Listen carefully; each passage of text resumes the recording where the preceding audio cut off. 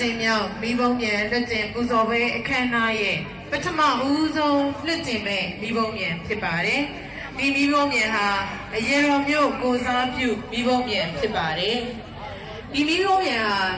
မနေ့ကတော့လွတ်တင်ခဲ့တဲ့မိဘုံမြန်နေနဲ့မတူပါဘူး။မနေ့ကတော့လွတ်တင်ခဲ့တဲ့မိဘုံမြန်တွေကတော့စီစဉ်စက်ကူနဲ့ပြုလုပ်ထားတဲ့မိဘုံမြန်ပါ။ဒီမိဘုံမြန်ကတော့ကျွတ်အိတ်အမျိုးအစားနဲ့ပြုလုပ်ထားတဲ့မိဘုံမြန်လေးလုံးမှာပထမအဆုံးအလုံးကတော့စိန်တပန်းလို့ခေါ်တဲ့မီးဘုံအလှမီးဘုံဖြစ်ပါတယ်။နောက်လွတ်တင်ခဲ့တဲ့တိုင်းဒေသကြီးအစိုးရအဖွဲ့ကနေပူဇော်တဲ့မီးဘုံမြန်နဝရဒုတိယစာမျက်နှာပြင်မှာတော့မိမိတို့ဟာအရတော်မျိုးကနေပြီးတော့မှနန်းကြီးရဲ့အဝင်မဦးကိုပုံတော်လေးကို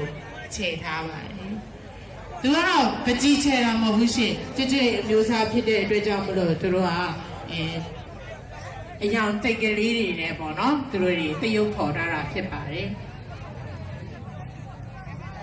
25ပေရှိနေဒီလိုမိဘနဲ့ကြီးကိုပြုလုပ်ခွင့်ရအတွက်အလုံးကိုခက်ခဲပါတယ်ဒါကကျွတ်အိတ်တွေကို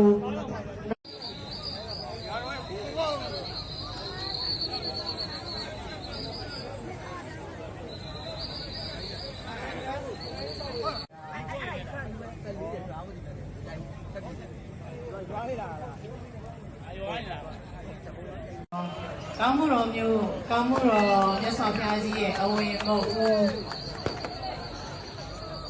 ဒါနဲ့လက်ဆောင်တဲ့ပွဲတော်ကောင်းမှုတော်မြတ်စွာဘုရားကြီးရဲ့ဘုန်းတော်စတဲ့ပကြီးပုံစံတွေကိုတရုပ်ခေါ်ထားတဲ့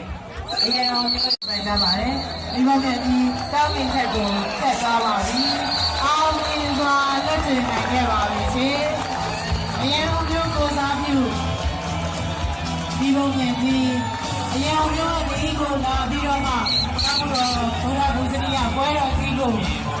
လာရောက်ပူဇော်တဲ့ဒီဘုံမြန်ကြီးအခုဆိုကောင်းရဲ့ထက်ကအောင်မြင်စွာ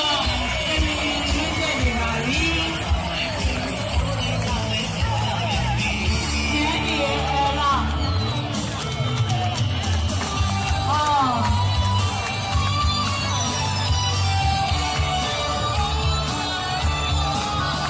ဒီဘောင်းကနေရ